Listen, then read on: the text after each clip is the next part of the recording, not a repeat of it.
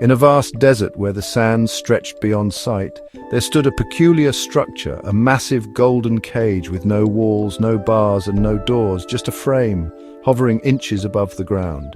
It shimmered under the relentless sun, casting intricate shadows on the sand as if it were a mirage, a figment of the desert's imagination. It was called the Infinite Cage, a name that intrigued and puzzled many. Inside sat an old philosopher named Elias, who had lived there for decades. His presence was as much a part of the desert as the shifting dunes and the whispering winds. Travelers from across the world came to him, drawn by the mystery of the cage. They sought wisdom, answers, and perhaps a glimpse into the enigma that was Elias. One day a young scholar named Leora arrived. She had heard tales of the infinite cage and the sage who resided within it. She observed the structure, puzzled. It defied logic and reason, yet it stood there, as real as the sand beneath her feet. "Master Elias," she asked, "why do you sit in this cage when there is nothing keeping you here?"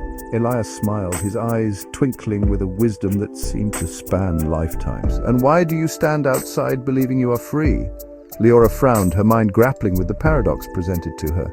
"Because I can go wherever I wish," she replied, her voice tinged with uncertainty. Elias picked up a handful of sand and let it slip through his fingers. "Then leave," he said.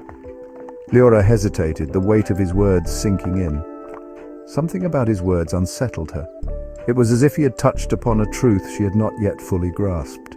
"I mean, I could leave, but I have questions." Elias chuckled, a sound that was both warm and knowing. "Then perhaps you are caged too," the philosopher explained. "The first cage is physical. The first cage is physical.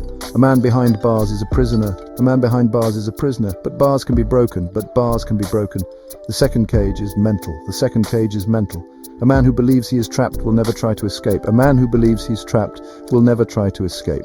The third cage is societal. The third cage is societal. A man who follows rules without question lives within an invisible prison. A man who follows rules without question lives within an invisible prison. The fourth cage is existential. The fourth cage is existential. A man who seeks meaning is bound by his own need to understand. A man who seeks meaning is bound by his own need to understand. And the final cage is the paradox itself. And the final cage is the paradox itself, the belief that one can ever be truly free. Leora's mind spun, trying to comprehend the layers of cages Elias had described. The belief that one can ever be truly free. Leora's mind spun. "So, there is no escape?" Elias smiled. "So, there is no escape?" Elias smiled, a gentle, knowing smile that seemed to hold the secrets of the universe. "There is no need to escape. The cage is only real if you fear it. The cage is only real if you fear it." Leora sat beside him, staring at the infinite horizon. Leora sat beside him, staring at the infinite horizon. She had come seeking knowledge, only to find that the pursuit of answers was itself a cage. She had come seeking knowledge, only to find that the pursuit of answers was itself a cage.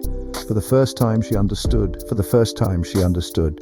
True wisdom is not about breaking free. True wisdom is not about breaking free. It is about seeing the cage, accepting it. It is about seeing the cage, accepting it, and finding peace within its walls. Thanks for watching, and finding peace within its walls. Thanks for watching. If you enjoyed this video, don't forget to like, subscribe, and hit the bell icon for more philosophical explorations. Stay curious, my friends.